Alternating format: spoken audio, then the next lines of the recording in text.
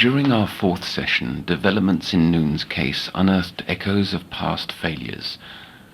The girl recalled a familiar figure. The candleman stood before me, on the rooftop. He wore a long, filthy jacket. His presence, it reminded me of when the tide goes out. An uncanny sense of déjà vu. For Noon has seemingly encountered my Cece's ferryman. I thought him lost forever. Yet, if true, he's somehow found a way back to where he began. And who is he? Some deranged bedlamite? A mutual dreaming savant? Invading the nightmares of innocence? It seems absurd. All I know for certain is that I must dig deeper.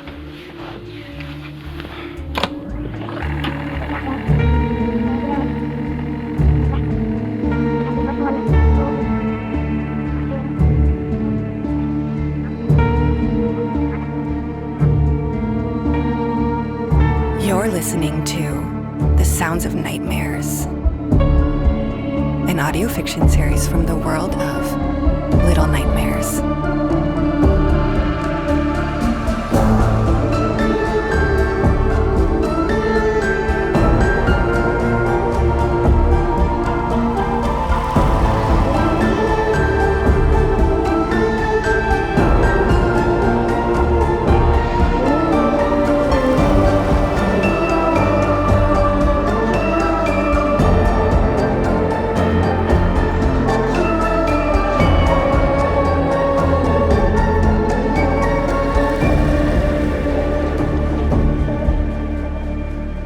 Chapter 2. A Penance at the Bathhouse.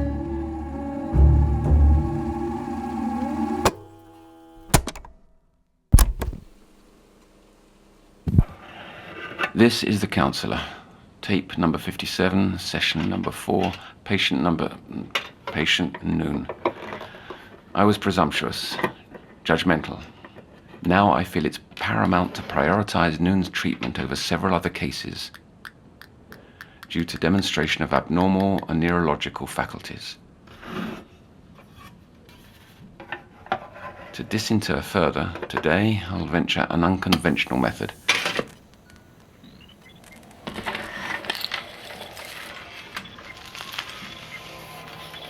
Admittedly dated, but this device should help attain further clarity.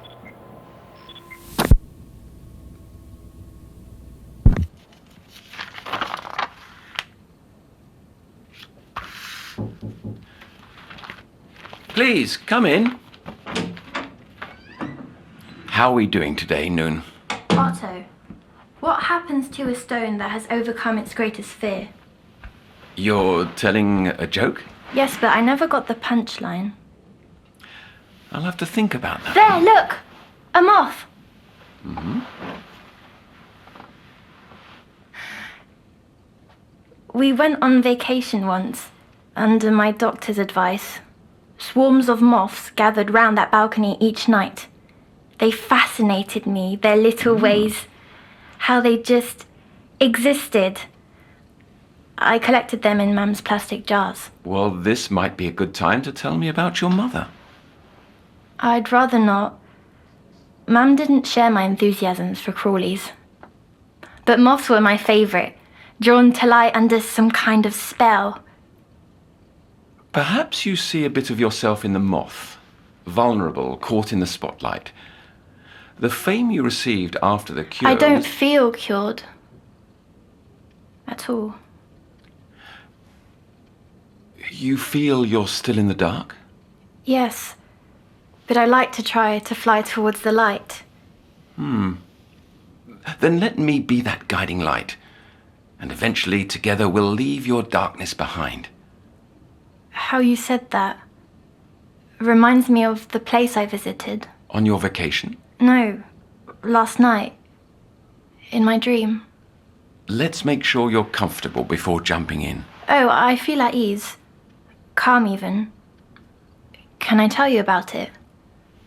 If you like, then I suppose you I could... awoke to wet air on a rooftop.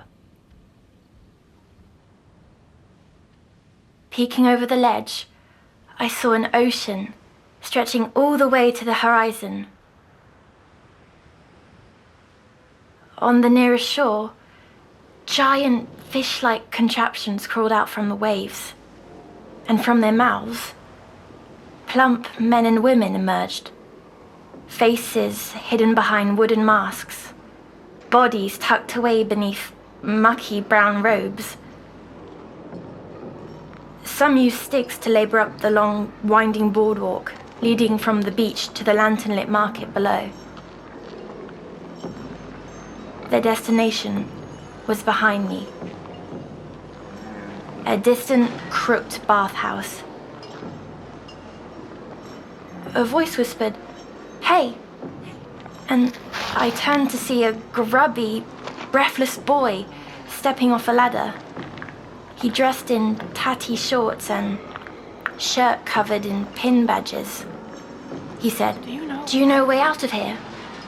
I told him I was equally lost, but he insisted on traveling together. He went on, "Other kids call me Jester because I never run out of jokes. I can tell you some along the way." I didn't reply, so he blurted, "A man tells his friend to stop looking for the perfect match." But he stopped. I could tell he realized that parts of him were missing. As if just being here was changing him. I realized something too. My headache was gone. Jester yelled out, "Oh, he tells him to use a lighter." Then this boy was the impetus for your joke. You met a child in your nightmare prior, but this one sounds far more normal.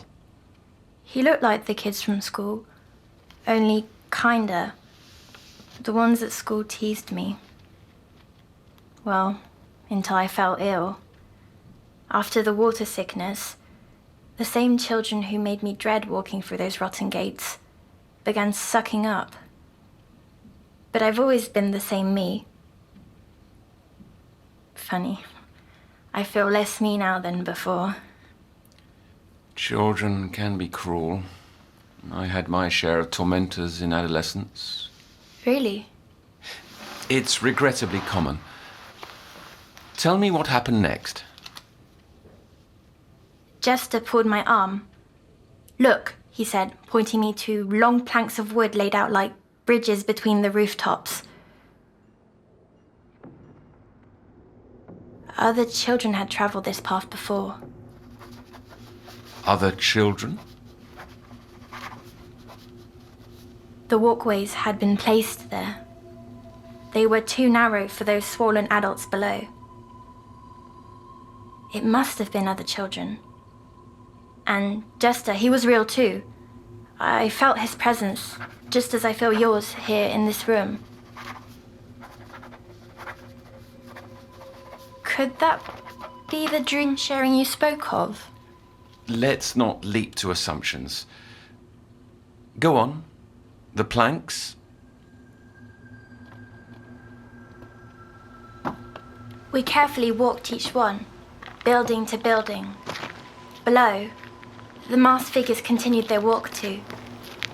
Every now and then, a traveller would leave their place in line to take goods from the many merchants who'd offered all manner of soaps and perfumes. Their flowery smells mixed with the fishy stench pouring from the chimneys of the bathhouse.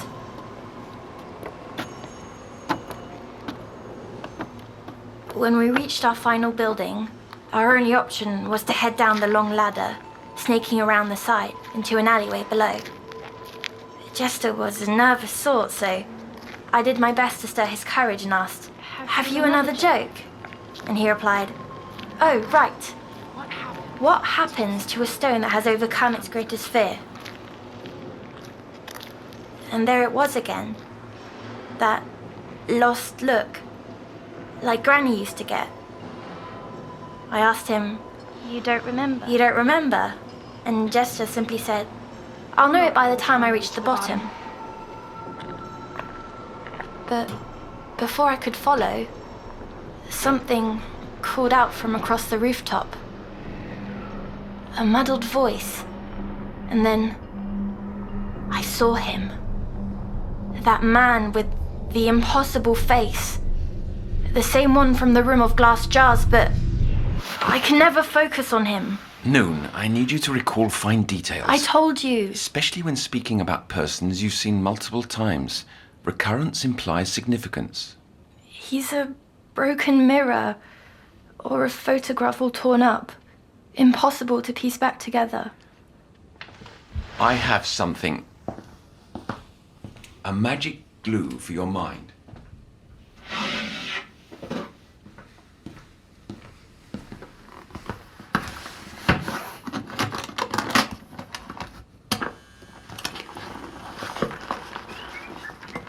I don't want to wear that. You must. If you cannot remember specifics, then I cannot help you. I must know about this mystery figure. I simply must.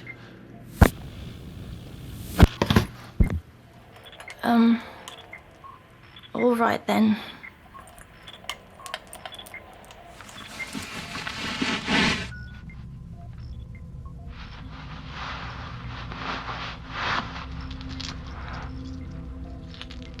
A pendant. This belonged to someone very important. Gazing into its spiral always gave me relief. I found it can be used to offer my patients that same relief through hypnotherapy, which will help you remember this, The Candleman is my name for him. I'd like you to gaze into the spiral. Watch it sway, back and forth, back and forth. Fall into the endless turning of the pattern within. And as you drift away, drift back into dreaming. Drift into a world coming clearer. Yes, I see. Then tell me of the Candleman.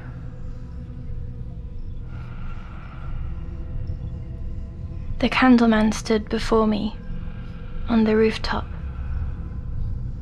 He wore a long, filthy jacket. His presence, it reminded me of when the tide goes out. And his face, it moved beneath his hat, like soup, bits and pieces rising and sinking.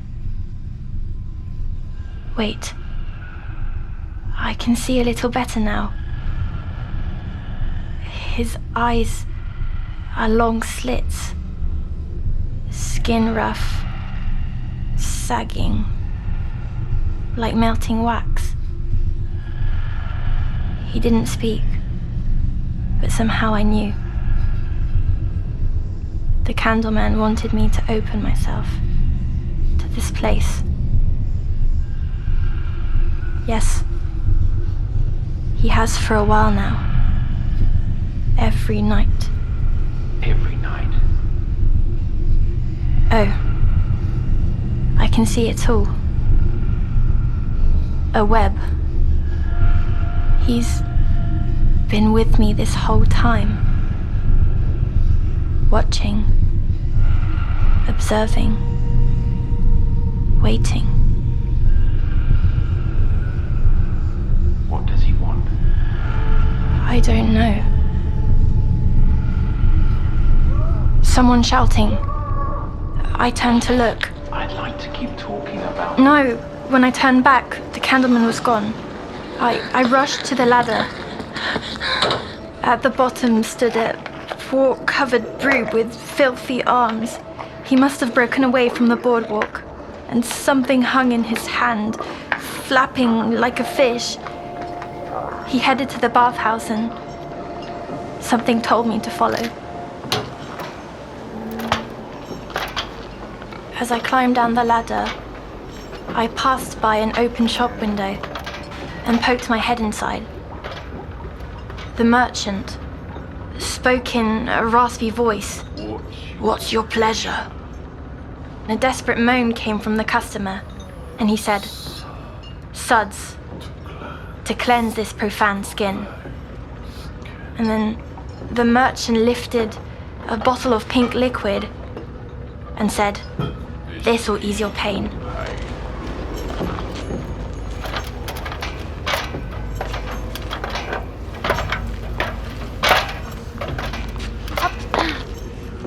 At the bottom of the ladder, Jester wasn't there, so I set off, making my way through the overgrowth that had eaten up the land around the bathhouse, until I reached some vines crawling up a fogged window.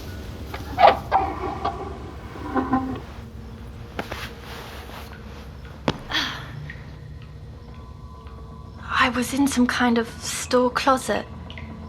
The shelves were lined with cleaning chemicals and brushes and buckets. The stink of bleach stung my eyes, so I rushed through the door.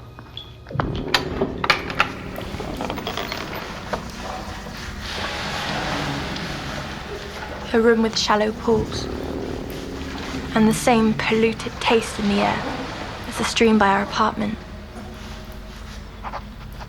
The water parasite preoccupation. Something lives on, even after the cure, pinching my skin, pulling my organs. My head's like cracked pavement, and my scalp is itchy, so itchy. Ugh. Enough scratching.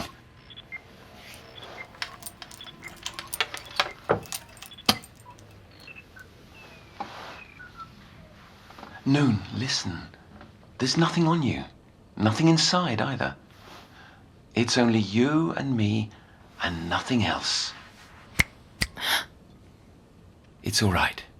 You're back. Safe and sound, as promised.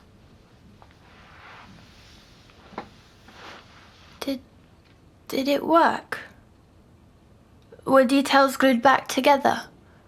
Some, though many pieces are still missing. And this continual mention of headaches concerns me. I'll look into possible causes and see what can be done. For now, the bathhouse. You were inside, right? Yes, and there was steam hung in the air, making it hard to see anything but shapes. The shapes of bathers, unrobed and unmasked. Some lathered away, some crouched in the water, others huffed the sauna steam. The biggest sat scrubbing himself with something that appeared alive.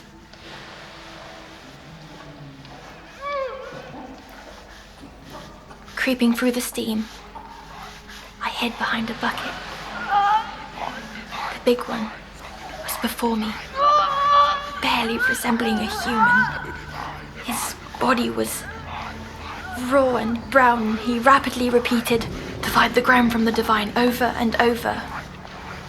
I suddenly realized who the creature was scrubbing with. It was poor Jester, sobbing and thrashing for his life. Stumbling in horror, I slipped on a slimy tile, and the room went silent as they turned their heads and began a haunting chant.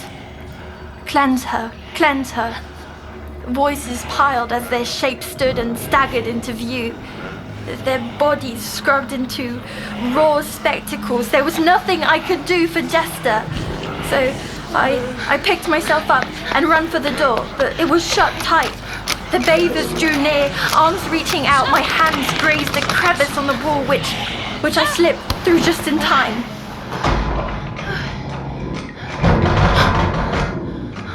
There I stood in the storeroom, once more. The window was open, my one chance to escape. I climbed the shelves, avoiding the jars and containers that filled the room with chemical stink. Glancing back, I saw the monster standing in the broken doorframe.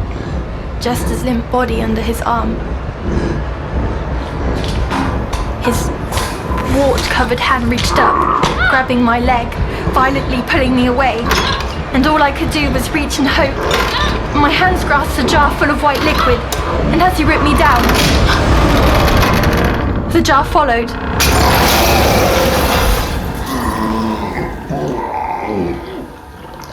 The liquid covered him, head to toe, unleashing a cloud of gas that burned the very air, washing over me, sending me into darkness. A strange satisfaction came from melting down that vile man.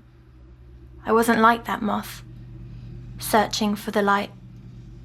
I was quite happy, surrounded by the dark. Soon enough, I was back here, in the copy. A more intense, personally rooted conflict this time. A desire to be clean, perhaps to wash away memories of invasive experience that your anxiety is fixated on. Yet, what bemuses me is your insistence on actuality, claiming material presence of others and environment. But didn't you say I could be sharing dreams? Yes, but that's a different phenomenon. We must prescribe further research. I will need to begin nightly tests and observations to aid in reaching differential diagnosis. Experiments? Do we have to, Otto? They'll help you feel better, and that's what you want, isn't it? Well, yes. Of all things, it's the sound of Mum saying, "Nanite," I miss most.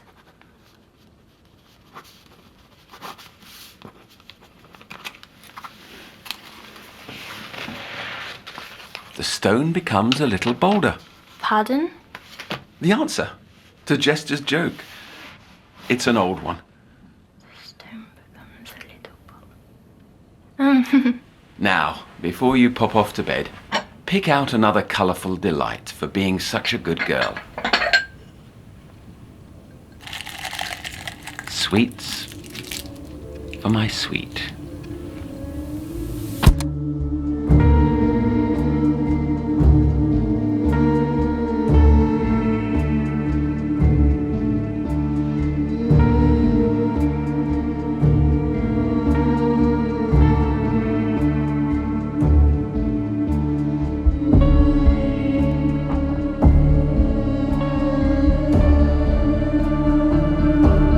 Just listened to the second episode of The Sounds of Nightmares.